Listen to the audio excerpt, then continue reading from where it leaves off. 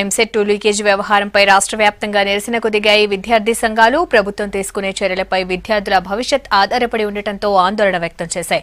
లీకేజీకి కారణమైన వారిని కఠినంగా శిక్షించాలని డిమాండ్ చేస్తున్నారు విద్యార్థుల పేరెంట్స్. పిల్లల కెరీర్ దెబ్బతినకుండా చూడాలంటున్నారు. ఎంసెట్ 2 లీకేజీపై రాష్ట్ర వ్యాప్తంగా ఆందోళన వ్యక్తం చేస్తున్నారు విద్యార్థులు, వారి పేరెంట్స్. ఎగ్జామ్ ను రద్దు చేస్తే తమ పరిస్థితి ఏంటని ప్రశ్నిస్తున్నారు స్టూడెంట్స్. రీ ఎగ్జామ్ నిర్వహిస్తే నష్టపోతామని చెబుతున్నారు. పాత ర్యాంకుల ప్రకారమే అడ్మిషన్లు ఇవ్వాలంటున్నారు.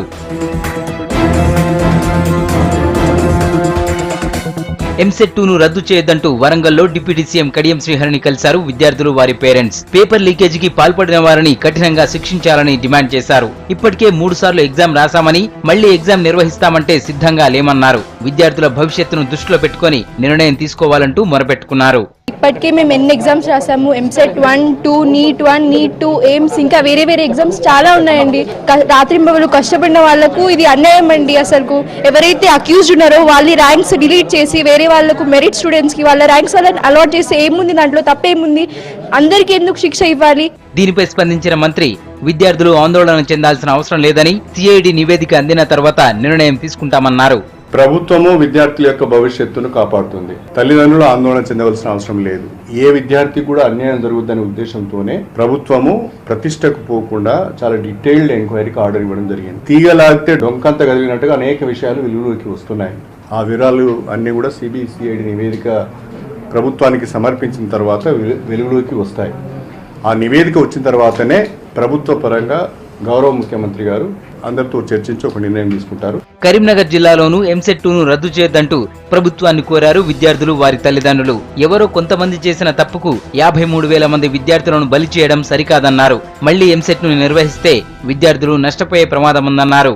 1 ఇయర్ లాంగ్ టర్మ్ చేశాను. లాంగ్ టర్మ్ చేసి ఇప్పుడు ఎంసెట్ 1 రాశాను, ఎంసెట్ 2 రాశాను. ఇప్పుడు ఎంసెట్ 2 పేపర్ లీక్ అయిందని మళ్ళీ క్యాన్సిల్ చేసి ఎంసెట్ 3 కండక్ట్ చేద్దాం అనుకుంటున్నాను. కానీ అలా వద్దు, మేము మళ్ళీ ఎంసెట్ రాయలేము. మళ్ళీ అవే బుక్స్ చదవడం మా వల్ల కాదు. సో ప్లీజ్ ఎవరైతే తప్పు చేశారో వాళ్ళని శిక్షించి కౌన్సిలింగ్ యథావిధిగా కొనసాగించాలని కోరుకుంటున్నాం.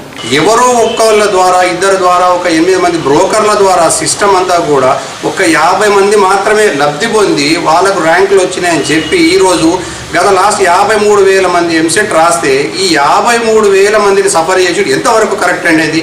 కానీ పిల్లగాళ్ళు మళ్ళీ ఎగ్జామ్ రాయాలి అనే దాని మాత్రం మేమందరం కూడా దీన్ని ఖచ్చితంగా ఖండిస్తున్నాము. దయచేసి మళ్ళీ పిల్లగాళ్ళని సఫర్ చేయకండి. ఎంసెట్ 2 లీకేజీకి కారణమైన వారిని కఠినంగా శిక్షించాలంటూ మహబూబ్ నగర్ లో ధర్నా నిర్వహించారు ఏబీవీపీ కార్యకర్తలు. మొత్తం పరీక్షనే రద్దు చేస్తే చూస్తూ ఊరుకోమన్నారు. నా ర్యాంక్ 236. ఇప్పటికే 3 ఎగ్జామ్లు రాసినాం. దానిపైన మళ్ళీ నీట్ 1, నీట్ 2 అంటూ, ఎయిమ్స్ అంటూ ఎన్ని గణం ఎగ్జామ్స్ పెడితే పిల్లల భవిష్యత్తు ఏమి కావాలి? అసలు మాకు చదవాలనే ఇంట్రెస్టే పోయింది. అసలు నాకు ర్యాంక్ 236 వచ్చింది. మళ్ళీ ర్యాంక్ వస్తుందనే ఆశ కూడా నాకు లేదు. అసలు గవర్నమెంట్ మళ్ళీ ఎగ్జామ్ పెట్టకుండా చూడాలి. నల్లగొండ జిల్లాలోనూ ఎంసెట్ 2 లీకేజీపై రోడ్డెక్కారు విద్యార్థులు. ఏఎస్ఎఫ్ ఆధ్వర్యంలో యాదగిరిగుట్టలో భారీ ర్యాలీ నిర్వహించి ప్రభుత్వానికి వ్యతిరేకంగా నినాదాలు చేశారు. ఎంసెట్ 2 ప్రకారమే అడ్మిషన్లు కల్పించాలని డిమాండ్ చేశారు.